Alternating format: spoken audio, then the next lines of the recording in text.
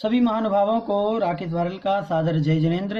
इष्टोपदेश की इस कक्षा में आप सभी का बहुत बहुत स्वागत है। आज हम पढ़ने जा रहे हैं श्लोक नंबर 16।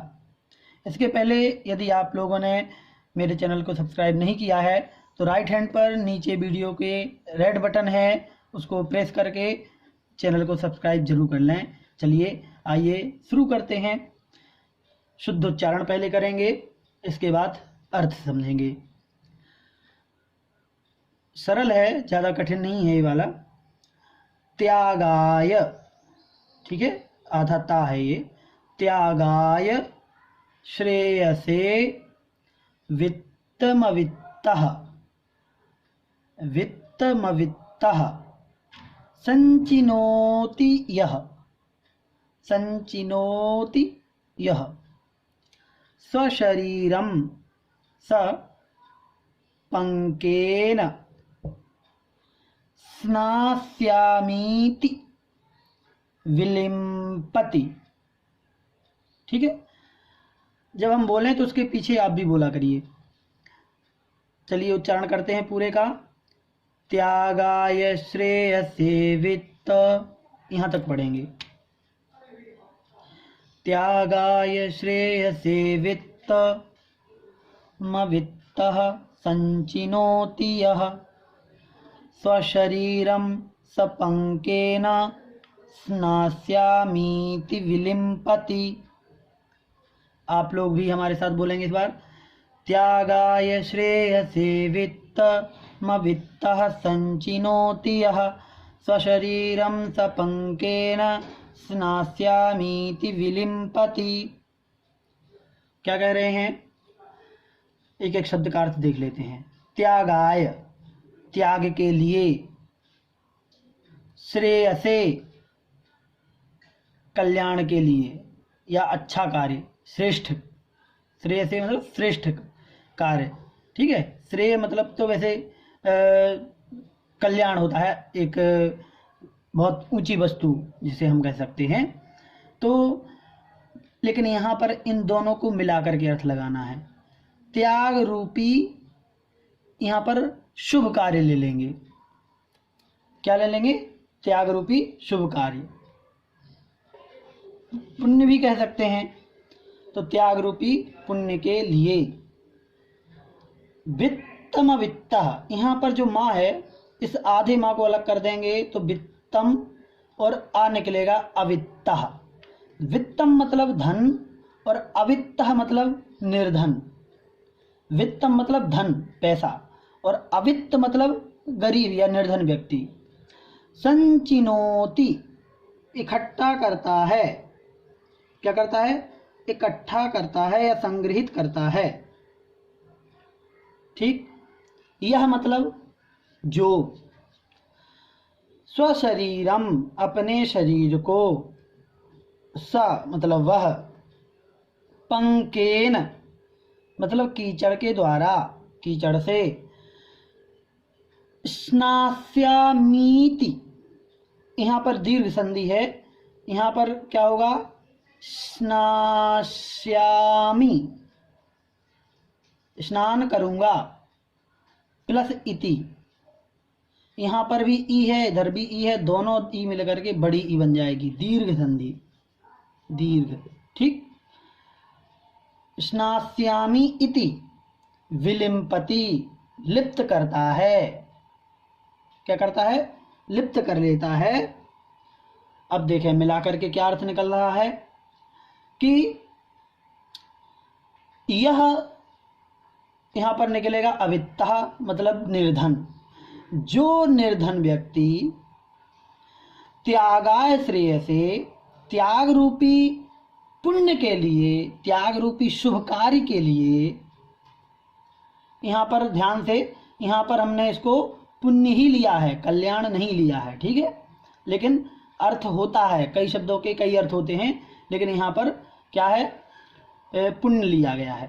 तो त्याग रूपी पुण्य कार्य के लिए या शुभ कार्य के लिए वित्तम संचिनोति, धन को इकट्ठा करता है। धन को क्या करता है? इकट्ठा करता है, संग्रहित करता है। जो गरीब व्यक्ति, जो निर्धन, वह क्या कर रहा है? सा मतलब वह व्यक्ति स्वशरीरम अपने शरीर को पंकेन कीचड़ के द्वारा विलिम्पति लिप्त कर रहा है। क्या बोल करके? स्नास्यामि इति, मैं नहाऊंगा, ऐसा बोलकर। या फिर इसको पहले बोल देते हैं कि वह अपने शरीर को नहाऊंगा ऐसा कहकर पंकेन विलिम्पति, कीचड़ से लेप रहा है। मतलब कि नहाना तो है ही, चलो पहले कीचड़ से नहा लेते हैं। अपने शरीर पे पहले गंदगी लगा देगा फिर नहाएगा। तो ये कंडीशन नहीं होना चाहिए। इसको हम व्याख्या में और अच्छे से समझेंगे। तो आइए इस श्लोक को पढ़ते हैं और शुद्धोच्चारण करेंगे। पहले नंबर स्टार्ट करते हैं। आरंभे तापकान, आरंभे तापकान प्राप्तावतृप्ति, प्राप्तावतृप्ति प्रतिपादकान, सॉरी यहाँ पर प्रतिपादकान, फिर अन्ते, अन्ते सुदुस्त्यजान कामान, कामम कह सेवते सुधी। ठीक है, चलिए उच्चारण करते हैं। आरंभे तापकान प्राप्ता वतृप्ति प्रतिपादकान। देखिए यहाँ पर भी संयुक्त अक्षर है तो द्वित्व होगा इस जगह पर। आरंभे तापकान प्राप्ता वतृप्ति प्रतिपादकान अन्ते सुदुस्त्यजान कामान कामम कह सेवते सुधी। एक बार और साथ में पढ़ लीजिए हमारे। आरंभे तापकान प्राप्ता वतृप्ति प्रतिपादकान अन्ते सुदुस्त्यजान कामान कामम कह सेवते सुधी। क्या है इसमें अर्थ? आरंभे प्रारंभ में, तापकान संताप देने वाले, ठीक, प्राप्ता व तृप्ति, यहाँ पर संधि विच्छेद होगा, प्राप्तौ, और यहाँ से आ निकलेगा अतृप्ति। यहाँ पर हुई है कौन सी संधि? यहाँ पर हुई है अयादि संधि, औ प्लस आ। अयादि संधि में औ का हो जाता है आव, और आ मिलकर के हो जाएगा पूरा वा, तो यहाँ पर ताव हो गया। कौन सी संधि? अयादि। ठीक, तो प्राप्तौ का अर्थ होता है प्राप्त होने पर। प्राप्ति शब्द होता है ना, सब लोग जानते हैं प्राप्ति, प्राप्ति मतलब प्राप्त होना, और इसी का सप्तमी विभक्ति का रूप है, सप्तमी में ये प्राप्तौ मतलब प्राप्त होने पर, ये अर्थ निकलेगा। अतृप्ति, अतृप्ति निकलेगा अतृप्ति प्रतिपादकान, अतृप्ति को बढ़ाने वाला। तृप्ति मतलब संतुष्टि होना, और अतृप्ति मतलब असंतुष्टि, ठीक है, बढ़ाने वाला। तो प्रारंभ में संताप देने वाला, ठीक, और प्राप्त हो जाने के बाद अतृप्ति को बढ़ाने वाला। तृप्ति नहीं बढ़ाता, अतृप्ति बढ़ाता है। और अंते सुदुस्त्यजान, कैसा? अंत में सुदुस्त्यजान मतलब लास्ट में बड़ी ही कठिनाई से, देखो दो दो उपसर्ग लगे हैं, सु और दुस, मतलब कि बहुत ज़्यादा जोर दिया गया है त्यजान पर। त्यजान मतलब छूटने वाले, और दुस्त्यजान मतलब बड़ी कठिनाई से छूटने वाले, और सुदुस्त्यजान मतलब और ज़्यादा कठिनाई से, असंभव जिसे हम कहते हैं, उस टाइप का अर्थ निकलेगा इसमें। एक एक उपसर्ग का अपना अपना महत्व होता है। तो ऐसे बड़ी कठिनाई से छूटने वाले, कामान मतलब विषय भोगों को, विषय भोगों को, कहा सुधी कामम मतलब रुचिपूर्वक, कह मतलब कौन, सेवते सेवन करता है, सुधी मतलब बुद्धिमान व्यक्ति या विद्वान या बुद्धिमान या समझदार या विवेकी। ठीक है, तो यहाँ पर अपन इस अर्थ को ले लेंगे कि कौन बुद्धिमान व्यक्ति होगा, कह मतलब कौन, बुद्धिमान, कामम सेवते रुचि पूर्वक उसका सेवन करता है।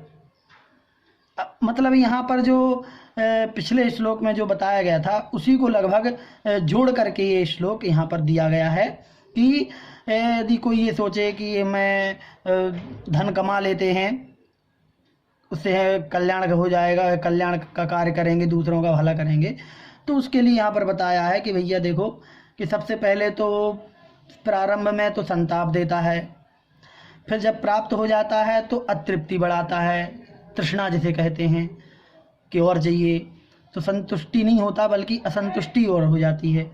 और बाद में अंत में जब मरणांत समय आता है ना, तब बुढ़ापे में भी बड़ी कठिनाई से ये सारी चीज़ें छूटती हैं।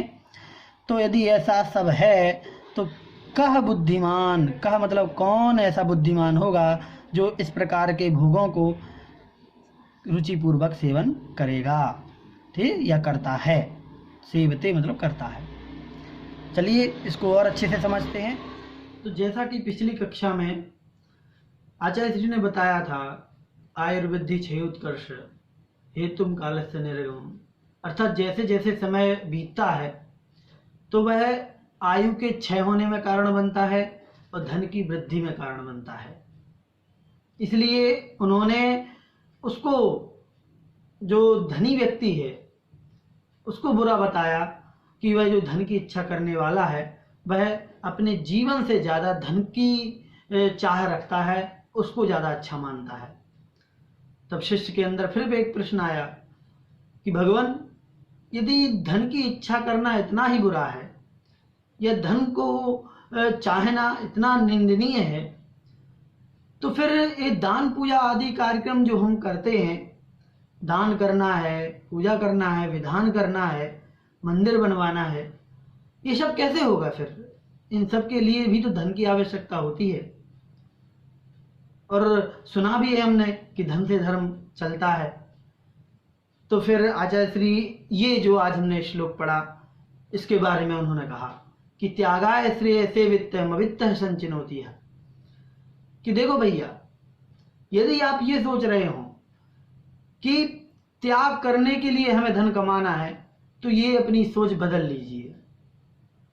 हमें त्याग करने के लिए नहीं कमाना है, ये सोच करके नहीं उद्योग धंधे डालना है कि अब मुझे दान देना शुरू करना है।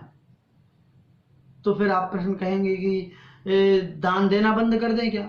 नहीं, दान देना बंद नहीं करना है, दान देना बंद भी नहीं करना है और दान के लिए कमाना भी नहीं है। फिर क्या करना? जो हमारे जीवन यापन के लिए जो आजीविका चल रही है या फिर हमारे जीवन को सुचारू रूप से चलाने के लिए जितना आवश्यक है, शुद्ध तरीके से ईमानदारी से जितना हो सकता है वो चलाते रहें।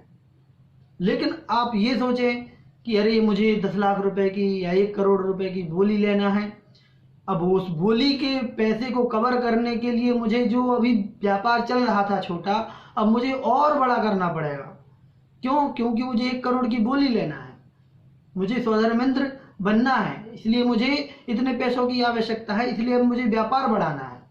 तो ये काम करने के लिए यहाँ पर आचार्य श्री मना कर रहे हैं। क्यों कर रहे हैं? क्योंकि वो कहते हैं कि संपत्ति में वृद्धि पापों से ही होती है, बिना पाप के संपत्ति में जो वृद्धि है, जो अपार वृद्धि है, वो नहीं हो पाती। आचार्य गुरुभद्र स्वामी ने स्पष्ट कहा है आत्मानुशासन ग्रंथ में, उन्होंने कहा है कि सज्जनों की संपत्ति में वृद्धि शुद्ध धन से नहीं हो सकती। शुद्ध धन के द्वारा सज्जनों की संपत्ति में वृद्धि नहीं हो सकती। क्यों? क्योंकि स्वच्छ जल से बहने वाली नदियां कभी जल से परिपूर्ण नहीं होती, अर्थात वो नदियां कभी स्वच्छ जल से लबालब नहीं भरती, ओवरफ्लो नहीं होती।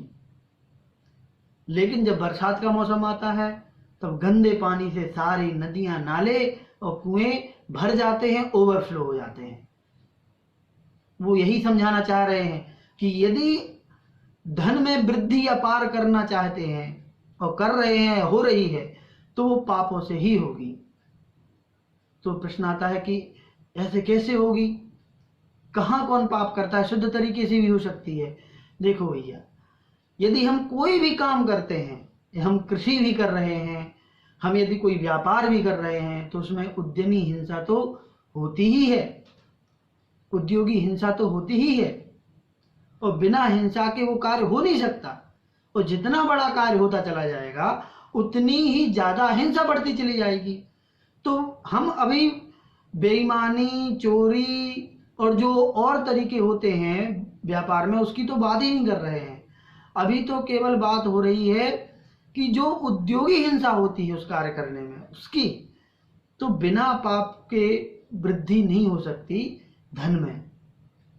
तो फिर प्रश्न आता है यहां पर कि जो पाप की कमाई, यदि आप जिसके कह रहे हैं, पाप की कमाई जिसको बता रहे हैं, तो ऐसे तो फिर कोई कमा ही नहीं पाएगा।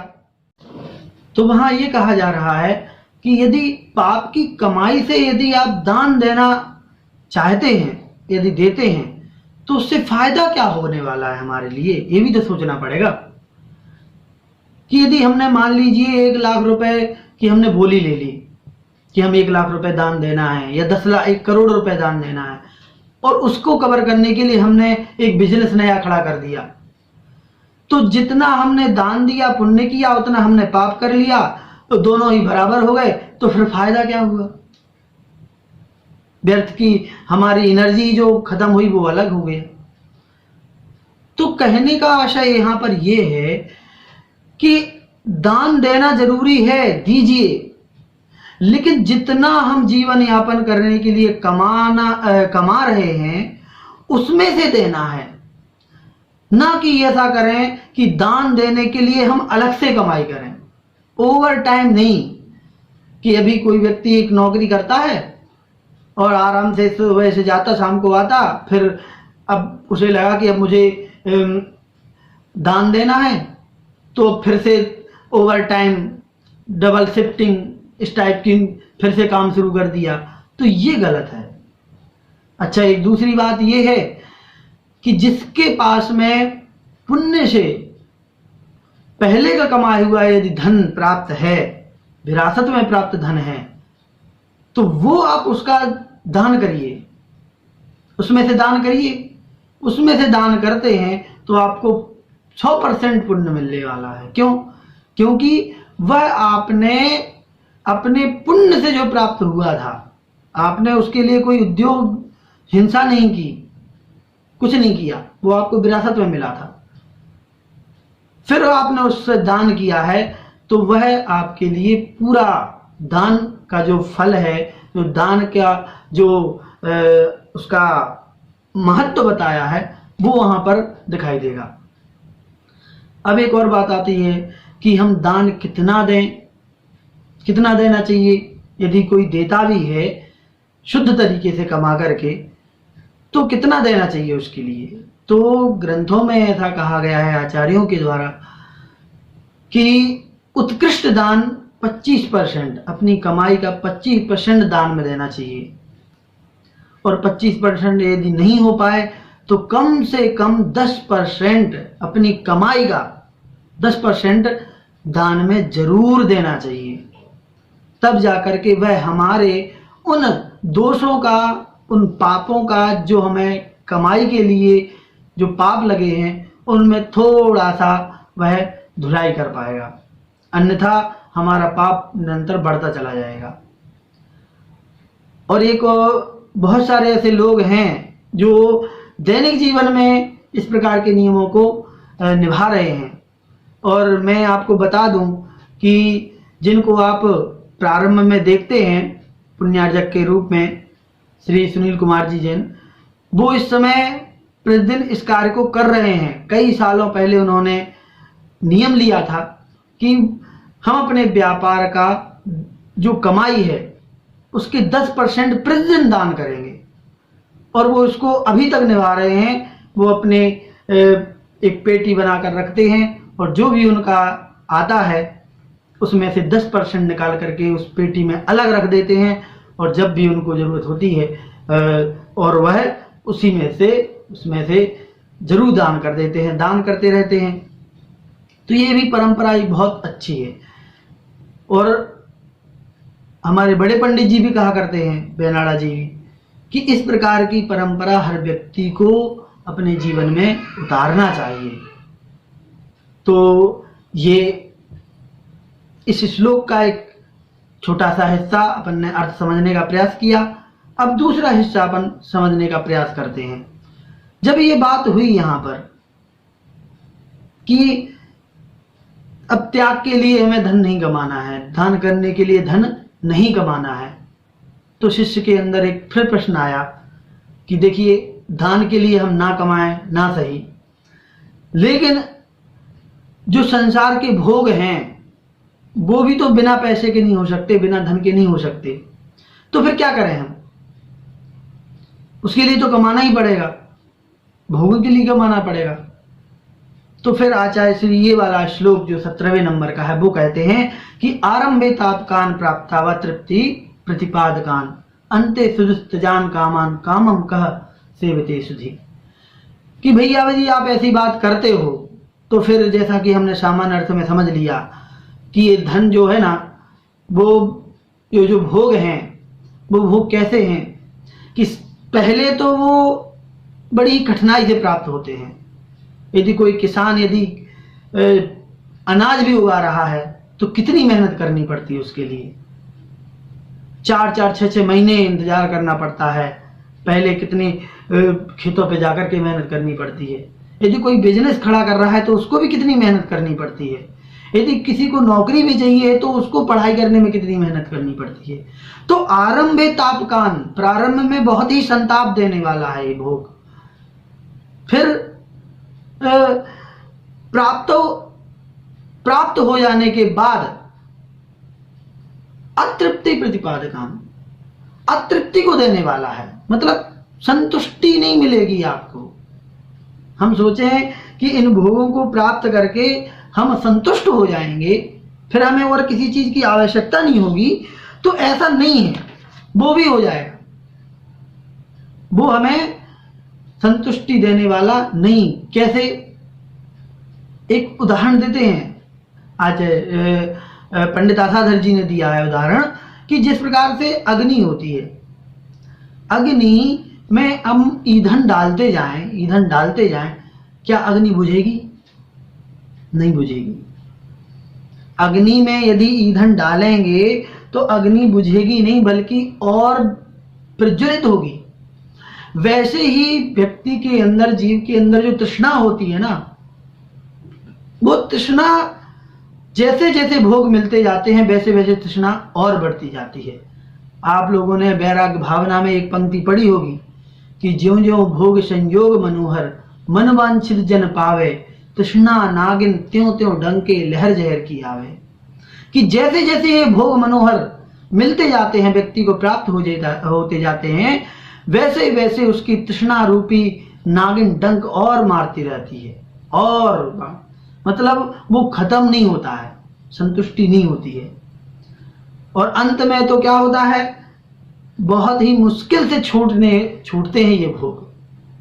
हमने, आपने और भी देखा होगा, हमने भी देखा है कि ये जो धर्म की प्रक्रिया है ना, ये धर्म की प्रक्रिया केवल व्यक्ति के क्रियाकलापों में सिमट के रह गई है।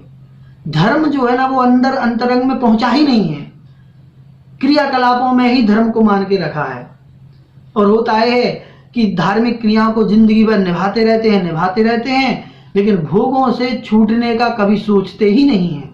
और जब अंत समय आता है तो कोई कहता है चलो संलेखना ले लें, लेकिन संलेखना तो छोड़ो, जो घर गृहस्थी के जो कार्य है ना, उनसे भी नहीं छूटा जाता है, प्रभुत्व नहीं छोड़ा जाता है, भोजन सामग्री नहीं छोड़ी जाती है। तो ये हाल हो गया है हमारा, हम सबका। तो इन सब से भी हमें बचने का प्रयास करना चाहिए।